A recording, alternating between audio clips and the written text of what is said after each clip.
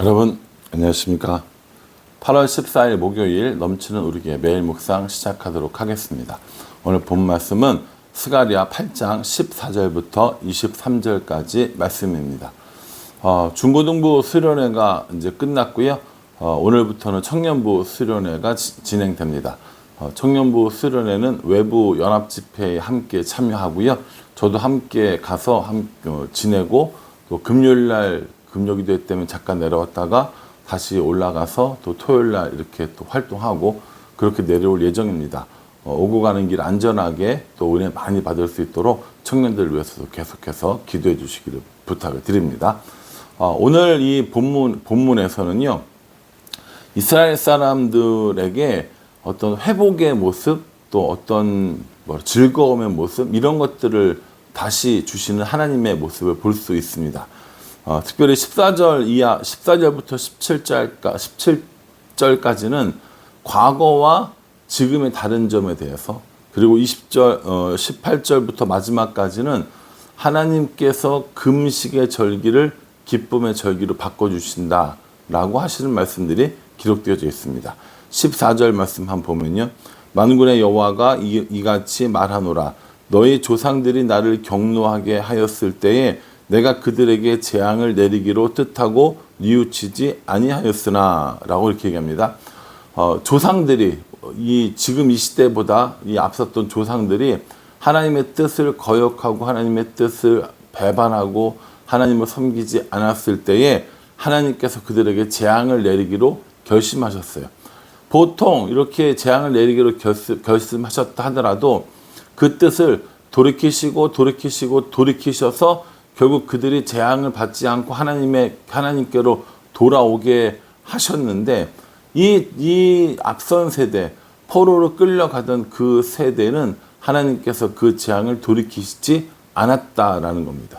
그래서 재앙이 임했고, 그로 인해서 이스라엘 백성들이 포로로 끌려가는 이런 일들을 받게 됐다라는 것이죠. 그런데 조상 세대는 그랬지만 오늘을 살고 있는 지금 세대는 어떻게 해주시느냐? 15절에 이제 내가 다시 예루살렘과 유다 족속에게 은혜를 베풀기로 뜻하였나니 너희는 두려워하지 말지니라. 너희 조상들은 내가 재앙을 돌이키지 않아서 그렇게 멸망당하고 포로로 끌려갔지만 지금 포로에서 돌아온 너희에게는 뭘 하신다는 거예요? 은혜를 베풀기로 뜻하셨다라고 이렇게 말씀하십니다. 재앙이 아니라 은혜를 주시겠다라고 하나님께서 결심하셨다라는 것이죠. 그러니 여러분 보십시오. 재앙과 은혜, 화와 복은 우리 손에 달려있는 게 아니에요. 누가 주시는 거라고요? 하나님께서 주시는 거라고요. 내가 은혜를 얻기 위해서 무엇인가를 열심히 하는 것을 원하는 것이 아니라 하나님께서 주시는 은혜를 기쁨으로 받고 그것에 감사하는 삶, 그걸 하나님께서 우리에게 원하신다는 겁니다. 지금의 이스라엘 백성들이 조상들의 이스라엘 백성들보다 더 나은 점이 있습니까? 더 훌륭한 점이 있습니까? 아니요, 그렇지 않아요. 그럼에도 불구하고 하나님께서는 조상들에게 내리신 재앙들을 지금 사람들에게 내리지 아니하고 오히려 은혜를 주시겠다라고 말씀해 주십니다. 이걸 개인적으로 우리에게 적용해 보면요. 여러분, 우리 주위에 있는 사람과 나와의 이 신앙적인 비교를 할 때가 많이 있는데요.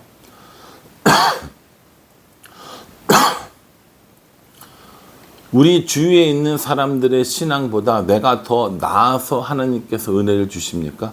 혹은 내가 다른 사람보다 하나님을 더 잘 섬겨서 하나님께서 내게 은혜를 주십니까? 아니요, 그런 것은 아닙니다. 하나님께서 우리에게 은혜를 주시는 것은 전적으로 하나님의 주권, 하나님의 결정에 따른 것이지 내가 뭔가를 잘했고 내가 남보다 훌륭하고 그래서 은혜를 받은 건 아니라는 거죠. 그러니 여러분 오해하지 마십시오. 내가 다른 사람들보다 더 많은 축복을 받은 것 같습니까? 더 많은 은혜를 받은 것 같습니까? 그건 내가 잘해서 그런 게 아니에요.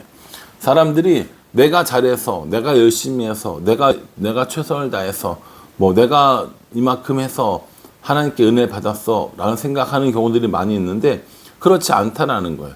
내가 잘한 게 아니라, 내가 열심을 낸 게 아니라 누가요? 하나님께서 우리에게 값없이 또 이렇게 우리의 노력 없이 하나님께서 우리에게 은혜를 베풀어 주셨다라는 사실을 기억하라는 거죠.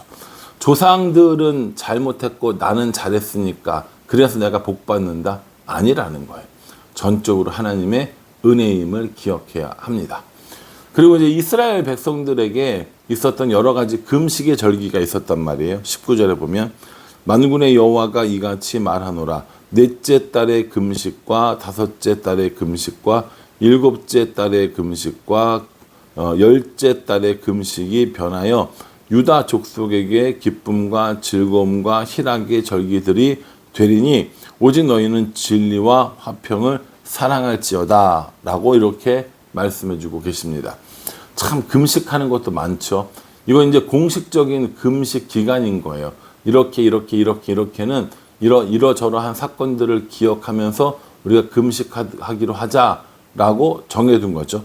먼저는 넷째 달에 보면 넷째 달 금식이 나오는데 이 넷째 달 금식에는 뭐 하냐면 느부갓네살에 의해서 예루살렘 성벽이 파괴된 것을 슬퍼하며 금식하는 겁니다.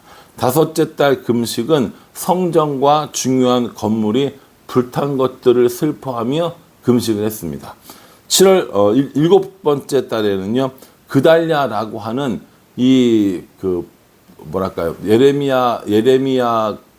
예레미야의 이런 예언이 끝나고, 예레미야의 말대로 이 이스라엘이 다 무너지고, 그렇게 한 다음에 이 느부갓네살에 의해서 유다 총독으로 세워진 사람이 있었는데 그 사람이 그달랴인 거죠. 그 그달랴가 이 반대편에 의해서 아주 처참하게 죽임을 당했습니다. 그 일을 기억하면서 일곱째 달에 금식을 했고, 열째 달 금식은요, 느부갓네살 왕이, 바벨론의 느부갓네살 왕이 이 예루살렘을 포위한 것을 슬퍼하면서 금식을 했다라는 겁니다. 그러니 여러분, 이스라엘 백성들에게는 참 슬픈 날이 많았던 거예요. 이스라엘 백성들에게는 참 위험한 날도 많이 있었습니다. 그래서 이 이스라엘 사람들이 가지고 있었던 이 슬픔, 이스라엘 사람들이 가지고 있었던 이 애통한 이 일들을 하나님께서 바꿔주시겠다라는 겁니다. 어떻게 바꿔주십니까? 20절에요. 19절 마지막이에요.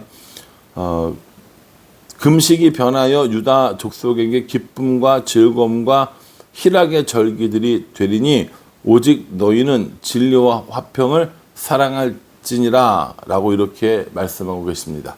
뭐 하라고요? 진리와 화평을 사랑하라 라고 말합니다.